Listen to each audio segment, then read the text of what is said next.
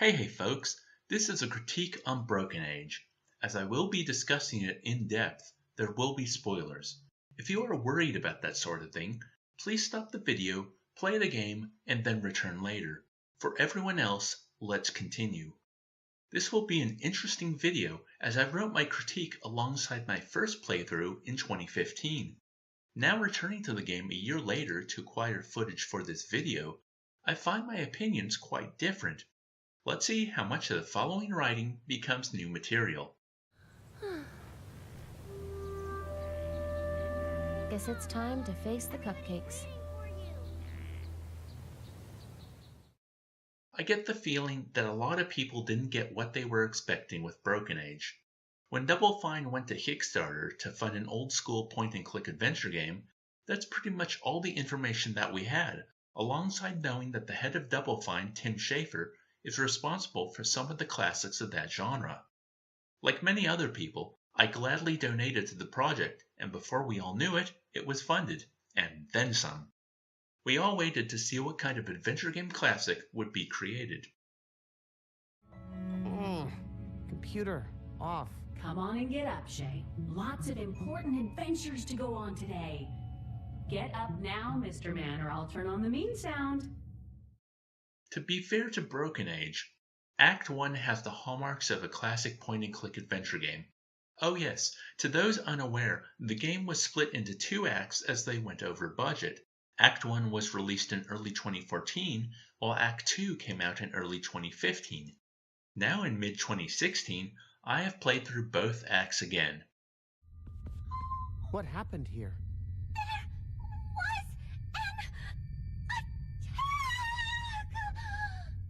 From an enemy vessel? Or an alien creature? Or did you attack yourselves in a fit of space madness?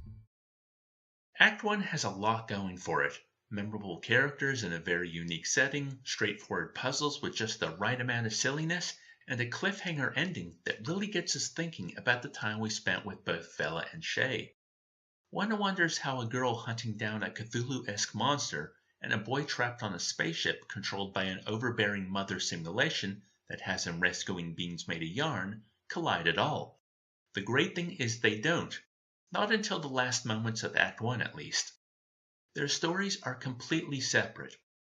I initially played through Act 1 without a walkthrough, a rarity for me for all adventure games these days.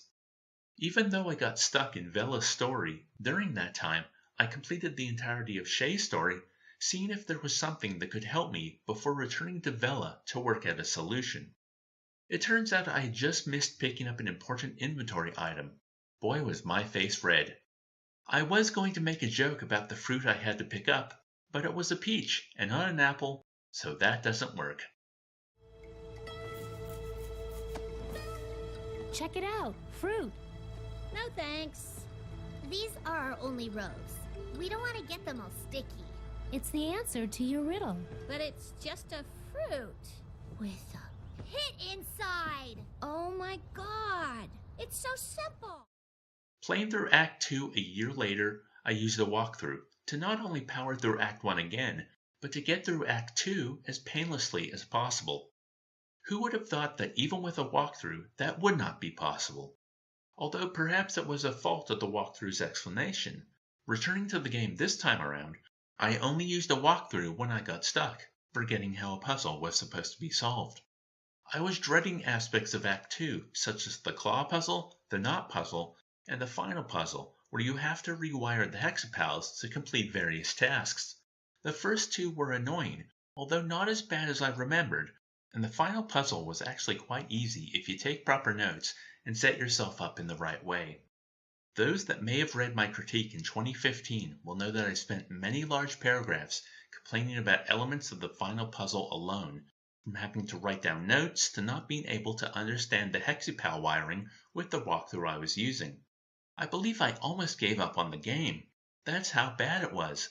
Maybe I've just mellowed out a lot over the last year. I mean, I think writing notes down for any game is one of those really fun experiences that not enough people get to, well, experience.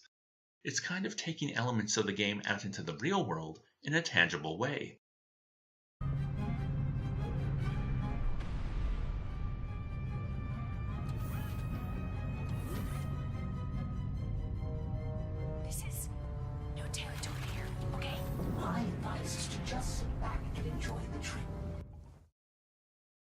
I still think some of the puzzles needed better signposting, but here's an observation I made during this playthrough. I often use walkthroughs for adventure games and find myself evaluating the puzzles after I go through the solution, seeing if I would have been able to solve the puzzle on my own. Well, without a bit of trial and error or thinking on the problem, you actually never get to see if the game has enough hints to lead you towards the solution on your own. This became apparent during Vela's section of Act 2, when after using a walkthrough to help get the hexapal to the control room, I continued using the walkthrough afterwards. One of the dangers of even looking at a walkthrough for any game is that it weakens your resolve to run back to it anytime you come across even the smallest pocket of resistance. There's a puzzle about keeping the central orb of the ship cold, otherwise it will overheat and explode. The walkthrough has you filling up a space helmet with ice cream even before you enter the orb station. After putting the orb on ice, I felt dejected, because with a little exploration, I could have easily come across that solution myself, and I deprived myself of the accomplishment of doing so. Attention! Do not remove fusion orb from refrigerated pedestal. Omicron fission event will occur. Not until my super advanced ice cream melts, it won't. And when the ice cream finally melts, something tells me we'll have a nice little explosion on our hands. I still think changing the rules of the two stories being separate in Act 1 creates a lot of unnecessary confusion and frustration. How is the player meant to know there is nothing more they can do in one story at this point in time? Yes, just like I swapped stories in Act 1 when stuck, there are probably many who did the same in Act 2, but you can't rely on that. Maybe I missed the cues because I was following a walkthrough, but the timing of when to switch from Vela's story to Shay's seems arbitrary.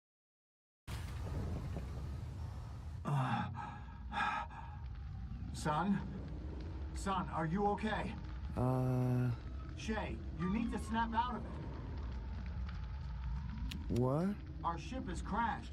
Your mother's still inside. We need to get her out. My head. Good characters are at the heart of good storytelling, and I enjoyed my time with all the personalities of Broken Age even more the second time around. Broken Age excels as an adventure game if you consider adventure games a prominent storytelling genre. This is because the best puzzles are based on the characters. One hallmark of the genre is always a puzzle where you act horribly to make someone's life miserable, all to achieve a goal. The microwave and toilet puzzle on the airline in Zack McCracken and the Alien Mindbenders comes to me when I think of this. With this in mind, my favorite puzzle in Broken Age is Vela acquiring yarn in the train mission room of the spaceship.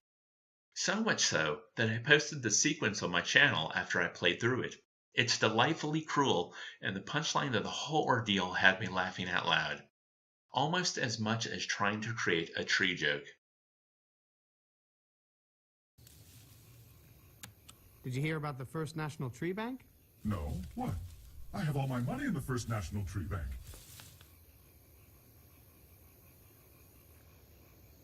It closed down. Oh no, my whole life savings! Act 2 contains some of the better character moments, and it's all to do with the payoff. You meet these characters briefly in Act 1, and the year that passed between the release of both games, I really look forward to meeting them again. Shay and Vela are vastly different people, so there is extra joy in how they react to these characters. I loved revisiting this time, and I imagine I will enjoy visiting them in the future. Obtuse Act 2 puzzles aside.